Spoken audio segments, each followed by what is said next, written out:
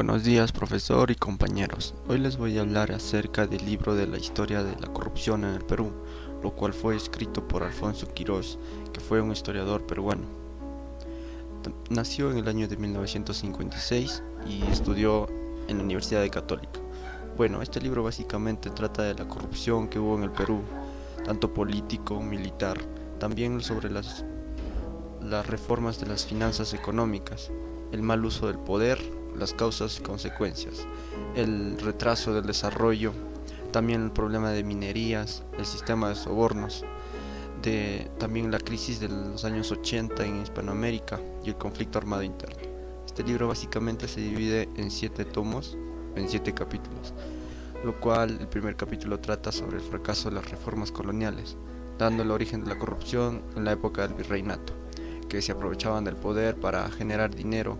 También hubo mala administración en la minería de Huancavelica, que no pagaban ningún impuesto. En el capítulo número 2 trata sobre los cimientos socavados de la temprana república. Después de la independencia seguía la corrupción y el aumento. Trató sobre el fraude, el contrabando, perdiendo la libertad de realizar reformas.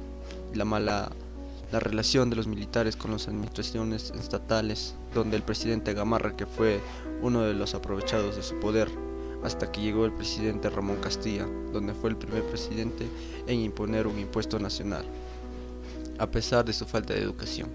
En el capítulo número 3 tenemos a los sinuosos caminos del desastre, donde evaluamos las consecuencias de la corrupción después del fracaso.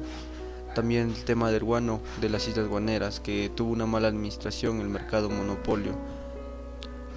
En el capítulo número 4 tenemos la modernización y sus secuaces, los gastos públicos y mal funcionamientos administrativos, donde fue el punto de quiebre del contrato de Grace, donde buscó beneficios, pero al final los funcionarios peruanos recaudaron sobornos, como podemos decirlo, aumentando el sueldo de los militares para tener el respaldo de ellos. En el capítulo número 5 trata sobre los dictadores venales y el pacto secretos inicios con la crisis del gobierno pasado, el plan empresarial, también el tráfico de influencias, los contrabandos aumentaron en el Perú, tanto en los asuntos electorales que fueron involucrados en fraudes, así el poder de algunas obras públicas, provocando crímenes organizados, y el partido prista peruano y sobre todo la Unión Revolucionaria.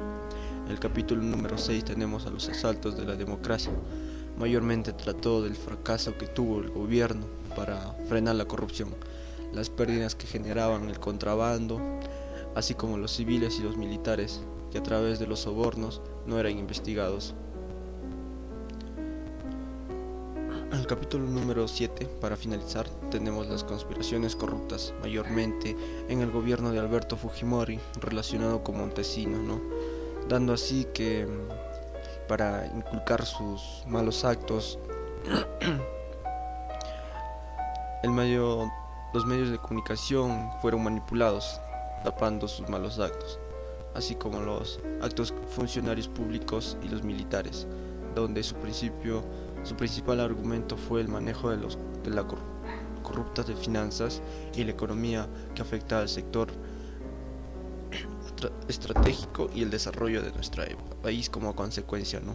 Bueno, eso fue un pequeño resumen breve del libro que pude leer, y gracias, eso sería todo.